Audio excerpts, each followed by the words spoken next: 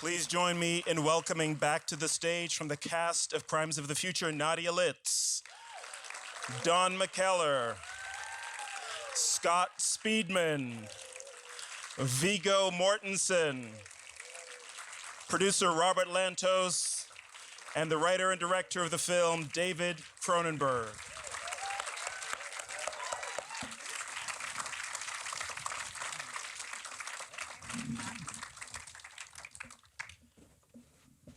Some of you may need a minute, but we're going to get started.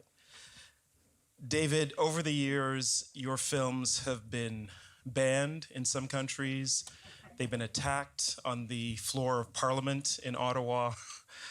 And I wonder what your thoughts are on why your films still can shock and scandalize when, especially this one, they're so often love stories.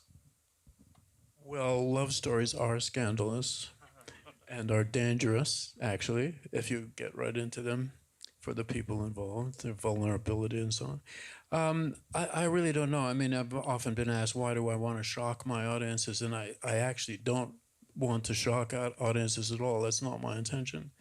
To assault them, it is to invite them to come on this strange journey that I've gone through myself, when I've had some ideas or some thoughts or images, connections, and I'm really feeling that I'm inviting the audience to come along and experience what I had experienced and see what they think. That's really the compact, the contract between me and my audience as I feel it.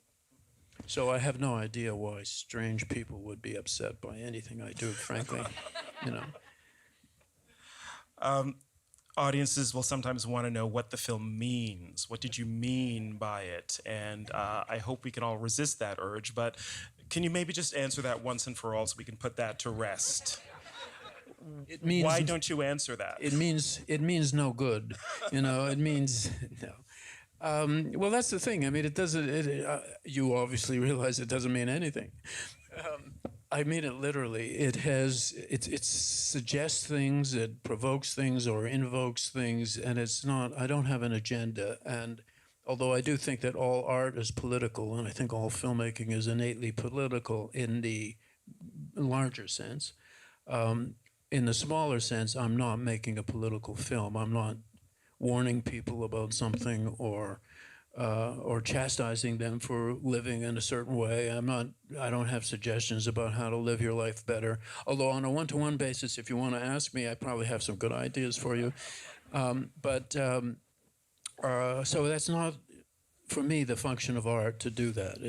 That's lectures, that's essays. It's a different kind of, that would be a different kind of filmmaking, maybe documentary. So it's not that either, really, for me. Do you think this film and your films generally give people license to maybe imagine beyond things they've imagined or imagine themselves differently? You really wanted to say license to kill, didn't you? I know that you really meant that. No, I don't know that there's an audience that needs unlocking or unleashing, I mean, it's just a world that I've built carefully with my colleagues.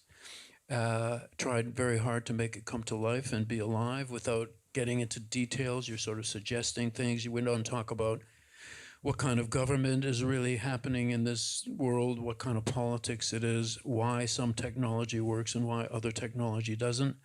Because the world is like that. I mean, there's anomalies everywhere in life. There's no logic that covers everything. So it's really it's meant to be suggestive of things, and but not, as I say, it's not a didactic learning experience. I'm sure you've learned nothing. I know you haven't. So that's okay. I'm saying it's okay. Robert, I want to ask both you and David about the gestation of this project. You mentioned it's been many, many years in the making from the time you first began talking about it and the screenplay was first being written. Can you talk a little bit about that journey and that story, why now was the right moment to make it? There were rumors floating around, David, of your pending retirement, but you're back after 8 years. We're very pleased to see you back with a new film. Thank you. So how did we get from the early 2000s to now with this project? Let me say first, I never really came out with an announcement of retirement. I know Steven Soderbergh has retired 5 times and he's still making movies. I didn't want to do that. I couldn't compete. But I did think at a time maybe I had made enough movies and I had written a novel, and I enjoyed that experience. And in fact, I found, to my surprise, that writing a novel was much closer to directing than I had ever imagined. So I thought, well, maybe I'll do that. And you can do that alone in your room without the anguish of raising money and so on, and dealing with producers and actors and very annoying people like that. And then I started to miss it, and then Robert came along and. Well, the curious thing about this, and which is very unusual, is that I was gung-ho about making this film right after, the first time I read it, more than 20 years ago. And the one who decided that it wasn't yet the time to make it was the author of the film, of the script, which is David. Usually kind of the other way around. It's the writer-director who is looking for how, getting his film made as soon as possible. And the role often falls on the producer to put the brakes on, but not here. So, I mean, the short answer to your question, Cameron, is it took like 20 years to actually convince him to make his own film. I do like to play hard to get. Even with yourself. Viggo, this is your 4th film with David after History of Violence, Eastern Promises, A Dangerous Method, and now this film. What would you say has evolved in your working relationship with David? There's a degradation. There's a certain level of intolerance that has grown mutually between us. I knew he was going to get you back, David. He had to beg me. No, it was a great pleasure to be reunited. I also thought he was done. I hoped. And this confirmed it. I remember being a few years ago sitting at his kitchen table, and he was very happy having written the novel, and he seemed happy to be writing scripts that he had no intention of directing. He just didn't want to deal with it. I mean, I think partly it is hard to raise money for independent movies, especially ones that are truly original, especially a director like David, even though he's proven himself again and again. He changes gears, he changes the types of stories he wants to direct. He's challenging himself and therefore challenging producers. There's not that many guys like Robert Lantos around who want are not afraid to go out and whatever David almost wants to do, he would probably be happy to give it a shot. There's a lot of producers who are nervous about it. Well, why do you want to tell this kind of story now? The last one you did worked pretty well. I said, well, this is a different story. What can I tell you? And I think that maybe the wear and tear of just waiting to have things financed, starting to shoot before it's fully financed and hoping you find the rest of the money during the shoot. I've had that experience with you. I think all of that, not on this movie, but on another movie, and I think that must take a toll, right? I mean, or not? Was that part of the reason you didn't want to, or was it just me? Actually, when I wrote the script, I didn't know you. Yeah. So it could be that you induced me to make this movie. Now, though, I mean, why did you come back to directing? I think I answered that. I think I just, you, but as usual, you're not listening. That happens on the set a lot. It's true. All right, let's move on. Yeah, please. I want to ask you, Scott, and Don, and Nadia, about tone in the film. There's a delicate balance that the film strikes. There are moments where, there are laugh out loud funny moments. There are moments of great drama and pathos. And as actors, from the moment you begin reading the script, I imagine you have to find what notes you're going to strike to try to keep that balance as you work with David. As you were putting your own performances together and working out your own characters, how did you come to the tone and the balance of moods that you needed to strike to really deliver what was required here? Well, for me, I don't think about things exactly like that. I just had read the script and really connected with the character right away and kept reading it until it became second nature to me, and I could feel the character within me a little bit. And I don't really know if we talked all that much about tone or whatever. I just felt it, and the good thing about David is he kind of lets you go, and he doesn't say no too much, and he wants you to go further. I think he kind of trusts his actors, which is really rare, and he kind of lets you have at it and lets you take it from there. But he will say no. Oh, really? He did say no to me. If you push it hard enough, Scott, he will say no. Yeah, I just didn't take it farther. Try doing another one with him. He'll be much harder on you. And the third one. Yeah, the more you do, the more abuse you get. Exactly. And Don and I commiserated about this during the shoot quite a bit. there is a tone. There's a very particular tone, and I sometimes I thought, how is it that we're all in the same tone? I remember reading the script and thinking it's a very particular tone, and we got on the set, and I remember Kristen starting, and immediately she did this voice that seemed sort of as described in the script, and I thought, okay, we're going for this, and everyone was in that tone. I don't know how that is. I mean, I came out of the womb watching David Cronenberg films. Like, I'm a really big fan, and I think we all are. And so I think that that's the biggest education, honestly, like for the tone, because it is really specific. But if you are a fan of his films and watch them, then like I was reading this Martin Scorsese thing I was telling you guys about, like they said Buñuelian, and like, you know, there's all these like different like satirical people that he gets sort of compared to, but he's singular. But yeah, I think it's just from watching his films for me. For all of the actors, what stands out for you about how David directs that's distinct from other directors you've worked with? I mean, no shot list. Let me just say this. Let me just jump in here and correct things before they get out of hand. Another actor who is not in this movie, Ray Fiennes, did a movie with me called Spider, and he said after that that was the least directing he had gotten from any director, and he meant it as a compliment. That's not what he told me. Yeah. That was actually his brother who you were talking about. So I tried that with these guys, you know, and actually sometimes I wasn't even watching what they were doing. Sometimes he stayed at the hotel. But in truth, if you've got a good actor who really understands the role, that actor does not need direction, you know, other than just talking about where the camera is and how the light should work and the choreography of the scene. But in terms of playing the role, they were all totally locked in right away. I mean, it really did not need anything from me, seriously. A huge part of being a good director is casting and laziness.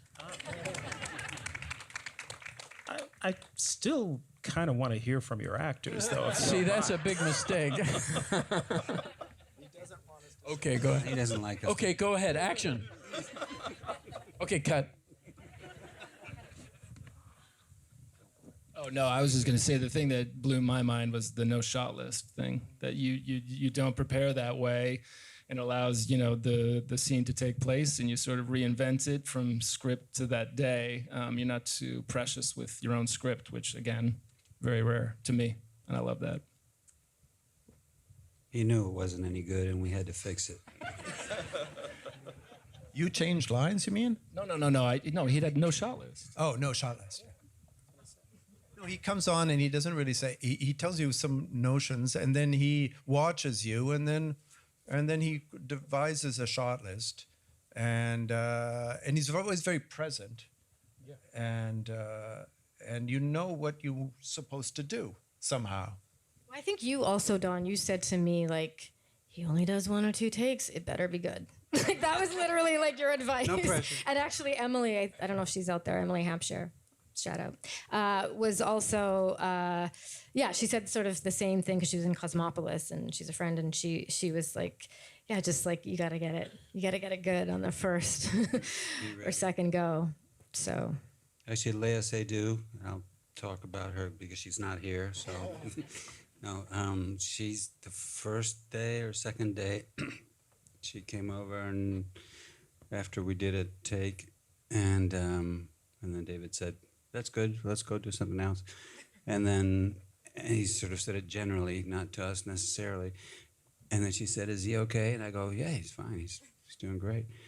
But does he like what we're doing? I said, "Yes, because if he didn't, he would tell you, you know." And so obviously it's working, but that's true. It's a lot of, not too many directors are that way or are so confident about what they're doing, about who they've cast and so forth, and are open to what happens in the moment without having shot lists, without being very, very specific, or feeling that they have to show that they are what they are, which is the authority, the person who's telling the story, who's going to make the decisions. They're watching to see what other people bring and what the actors he's cast do. So I said to her, "Yeah, I think that went really well. But if you have a question, I'm sure he'd be happy to answer it." And he goes, "No, I don't. I just hope that he liked what we did." I said, "No, he did. That's why we're moving on." But it takes getting used to, because you don't have the inner constant director who's. See, I'm a Canadian, and so my goal is to be on the set and have nobody realize that I'm the director. To me, that's Canada. Well, it's a kind of a mysterious line, kind of a cocktail between brilliance and laziness, and no one really knows where one starts and the other one begins. But in the 4 films that we've made together, there's never been such a thing as overtime or behind schedule, and nothing like that happens because, David is the most Spartan director I've ever worked with. He only basically shoots the bare minimum. So in all this time, I never quite figured out where's the brilliance and where's just the sheer laziness. But it doesn't matter because the end result is exactly what we want. So. And Robert lives around the corner from me. We're neighbors, so we have to be on good terms with the lawns and stuff. Garbage. It started as a Q&A. It's become a roast, which is fine. Yeah, it's just we're not sure who's getting roasted. Exactly. I wanted to ask you, the script is from over 20 years ago, but you shot under very particular circumstances during the pandemic and in Greece, which I think wasn't the original intention. Is there anything from that environment, that time and that place that you feel seeped into the film? Oh, yes. I mean, I wrote the script thinking of Toronto, and then we ended up shooting in Athens, which has got a history of about 4,000 more years than Toronto.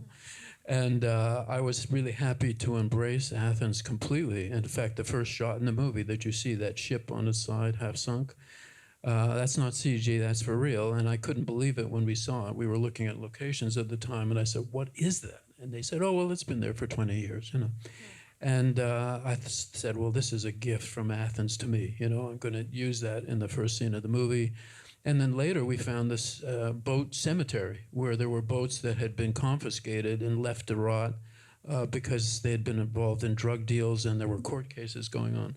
And so I set a couple of scenes with Viggo and Welka in that cemetery. And it connects because it all has to do with suggesting an industry that's disappeared, that a sort of a functioning civilization is kind of rotting from the inside out and all of that. But also the ambience of Greece, the graffiti is all actual. We didn't try to get rid of it or anything like that. It all suggested a kind of decay, but a kind of a vibrant, strangely vibrant decay. I thought it really suggested many things. So we all really embraced the presence, the real ambience of the city. We're almost out of time, so I want to just ask one last question. David, you and Censorship are old friends, and we're now hearing a lot about a new kind of censorship, or people worried about a new era of censorship. I wonder now, what's your view about where that dialogue between the artist and the censor sits today? Well, are you meaning like an official censor or government censor? I mean, there are many kinds of censorship, and there's sort of internet censorship right now. There's sort of Twitter censorship. It's pressure to conform that comes under the guise of improving society and so on. And of course, these several kinds of movements do begin as something positive, but then they are almost immediately taken over by extremist groups that want to control everything and want to suppress real expression. I mean, freedom of expression is freedom of expression. And those of us who are, you are vulnerable. I mean, the character of Saul Tenser is the model for all artists who are really giving the inside of their bodies. They're the most innermost, most delicate, vulnerable parts of themselves to the world, to their audience. And they're willing to take the reaction, you know, the pushback or whatever that they get. But to be suppressed before you even express that is a danger. That's a true danger. And we see it coming around. It's sort of a cyclical thing. And it comes back in many forms. And I mean, in the early days, there was the Ontario Censor Board. It was called the Censor Board. Then they got nervous because they were telling the truth, so they decided to call it the Classification Board. But it was basically the same thing. And in those days, they would take your prints and cut them in a secret editing room and cut pieces out of your film. And I've never forgotten that. And that also was like what happens with Saul Tenser. So you are, as an artist, you are vulnerable, and you also have incredible strength, and you have to be prepared for these cycles of repression. There's no two ways about it. And we are certainly experiencing a lot of that right now. Well, David, I'm very glad that you're back as an artist and making films that we can see and re-see again. So thank you for Crimes of the Future. And I want to ask you to please join me in thanking everyone up on stage here. Nadia Litz, Don McKellar, Scott Speedman, Viggo Mortensen, Robert Lantos, and David Cronenberg. And thanks for coming tonight. Thank you. Okay.